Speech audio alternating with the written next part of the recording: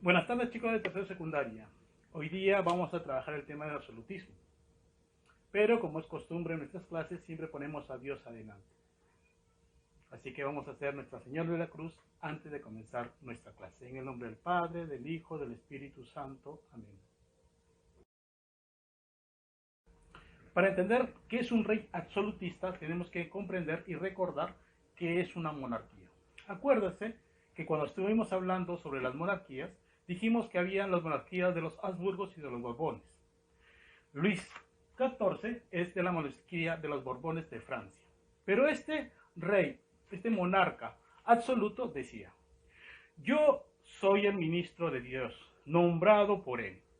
Dios ha dado reyes a los hombres para que sean respetados como representantes de Dios.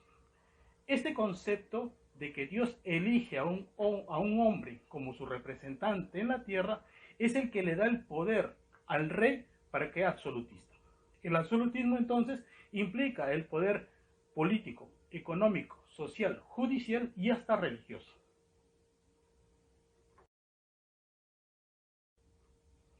El sistema absolutista le daba todo el poder del Estado al rey. Como vemos aquí, el rey está encima de todo, pero él solo. Abajo está la nobleza y la iglesia. Y por último el campesinado. Entonces, el rey ejercía un poder sin control y sin límites, y no le rendía cuentas a nadie. Pero también este rey absolutista tomaba sus decisiones con consejeros que le ayudaban a gobernar y tomar buenas decisiones para gobernar su reino. Pero también había otros reyes absolutistas que elegían a un primer ministro, un ministro de confianza, que le ayudaba a tomar esas decisiones. El primer ministro en un estado de cualquier parte del mundo, es aquel que ayuda al presidente a tomar las decisiones frente a la problemática que se presenta. En nuestro país también tenemos un primer ministro.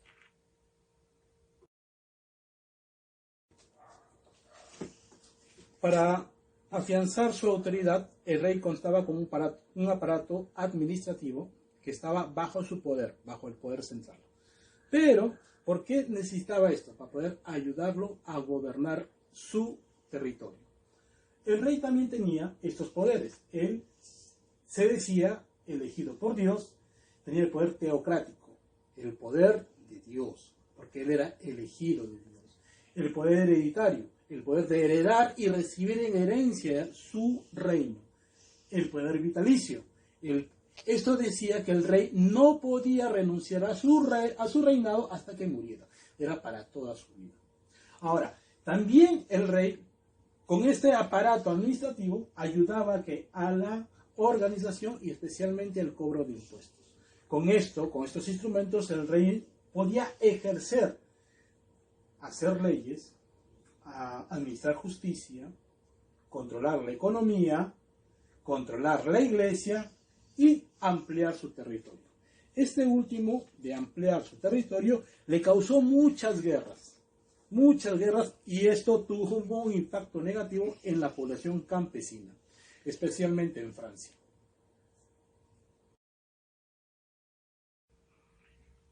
Hay fundamentos teóricos para este absolutismo. El rey no asentaba su poder solamente en su decisión, sino había muchos estudiosos, filósofos, incluso religiosos, que intentaban fundamentar con bases teóricas el absolutismo y el poder que el rey ejercía, ese poder que era centrado solamente a él. Para ello principalmente tenían las cortes, como vemos aquí, ¿no? El primer representante de estos fundamentos teóricos sobre el absolutismo es Thomas Hobbes.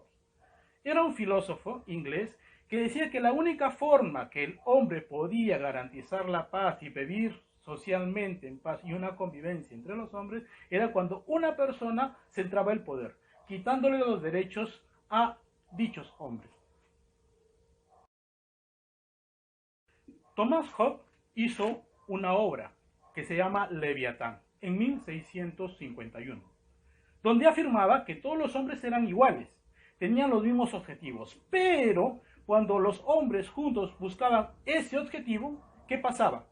Se volvían enemigos, chocaban entre ellos. Por eso decía, él planteaba que para llevar una vida en sociedad adecuada, el hombre tenía que darle sus derechos al rey, ¿sí? Mediante un contrato social. El rey asumía el poder, los derechos de las personas y así podía alimentarlos, así podía darles vivienda, así podía protegerlos. Pero todos, para que se logre esto, tenían que renunciar a todos sus derechos.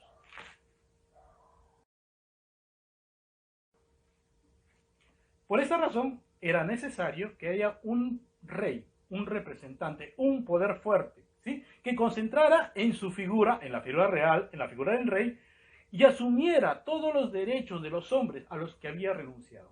Entonces, ¿qué te plantea Thomas Hobbes para poder fundamentar este concepto de absolutismo? Que el hombre tenía que renunciar a sus derechos y dárselos al rey, para que el rey podía instaurar una paz social y instaurar y defender los derechos que estaban centrados en él de las personas.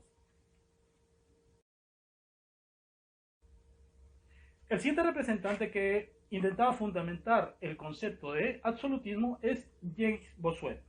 Este era un obispo de la Iglesia Católica, que en su obra política, sacada y fundamentada en las Sagradas Escrituras, o sea, en la Biblia, sostuvo que el rey era representante de Dios en la tierra. Y porque era representante de Dios en la tierra, el monarca no tenía que rendirle cuentas a nadie de sus actos y decisiones. De esta manera, de un punto de vista religioso, se fundamenta el concepto de absolutismo.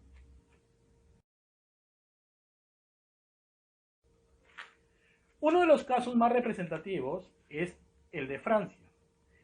Francia siempre tuvo un poder absoluto, una monarquía absoluta, en poder de la familia de los Borbones. Luis XIV es un ejemplo de ello. En 1661, Luis asume el poder, pero él decide no contar con primer ministro, no contar con consejeros, sino centrar el poder en él. Por eso tenía una frase que lo representaba a él. Él decía, el Estado soy yo. Esto implica que él ejercía un poder sin límites, un poder sin supervisión, un poder sin oposición. Entonces Luis decía, el Estado soy yo, porque él representaba toda Francia.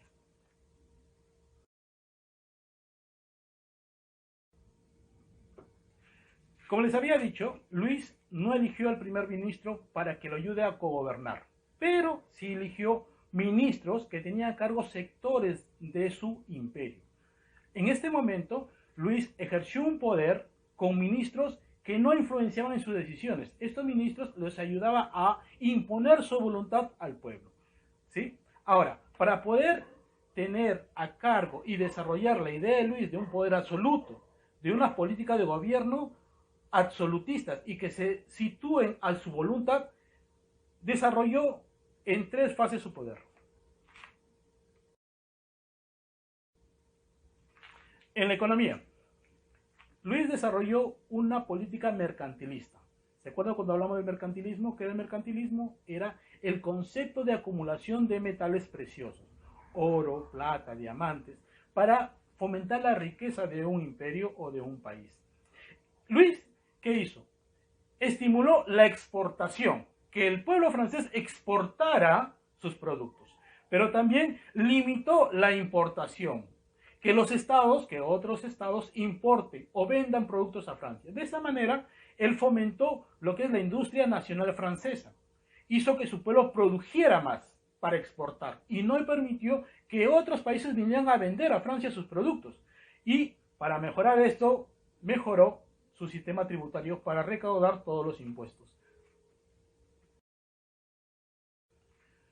En la administración, Luis centró todo el poder administrativo y se lo quitó el poder administrativo a los nobles, de tal manera que los nobles se volvieron en nobles cortesanos. ¿Qué implica esto? Nobles que vivían solamente para admirar, adorar y obedecer al rey.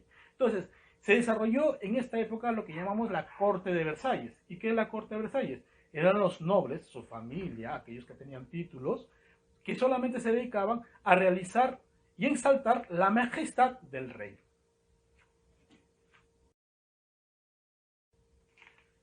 En lo religioso, Luis XIV revocó el edicto de Nantes. ¿Se acuerdan lo que es el edicto de Nantes? A ver, recordemos. En la Guerra de los 30 años, que estudiamos hace unas semanas, los católicos y los protestantes se enfrentaron tanto religiosa como políticamente. La guerra terminó con un acuerdo en toda Europa del edicto de Nantes. ¿Qué decía el edicto de Nantes? El edicto de Nantes decía que cada persona tenía libertad de conciencia y de culto, ¿sí? Que los reyes, los príncipes, tenían la potestad de ser cristianos o protestantes. Pero cuando Luis XIV ahora asume el poder en Francia, ese edicto de ese acuerdo de la libertad de culto y de conciencia es revocado, es sacado. Por consiguiente, todos aquellos protestantes que vivían en Francia huyeron a otros países. En la política internacional, Luis XIV comenzó a expandir su imperio buscando los límites o las fronteras naturales de Francia. Eso implicaba que ¿qué es una frontera natural? Es un río, es un monte, es un cerro, es una montaña, algo de que divida a dos países naturalmente. Esto llevó a Francia a iniciar muchas guerras, pero la más importante es la guerra de Flandes, que se desarrolló a inicios del siglo XVIII. Esta guerra también fue denominada la Guerra de Secesión Española. ¿Por qué Secesión Española? Porque, como ustedes saben, los reyes hacían que los príncipes se casen entre ellos. ¿Y eso qué perjudicaba la situación? En que a veces el príncipe podía ser de una casa o de otra, ¿sí? Por ejemplo, en España se enfrentaron las casas de los Habsburgo con la casa de los Borbones. Cuando Luis intenta tomar España, porque creía su derecho, pues todo el pueblo español se opuso porque estaban con los Habsburgos, no con los Borbones.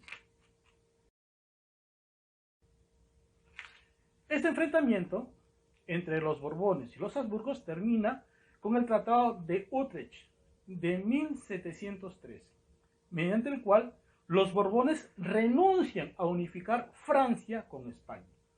Los Borbones pierden esta batalla, esta guerra. Y los Habsburgo asumen el trono español con Felipe V.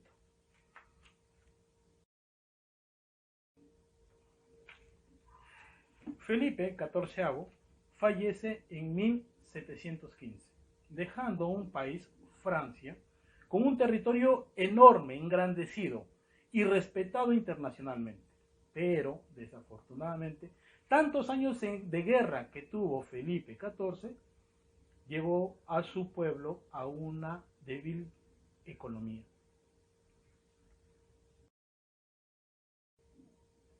Muy bien, ahora vamos a hacer la actividad.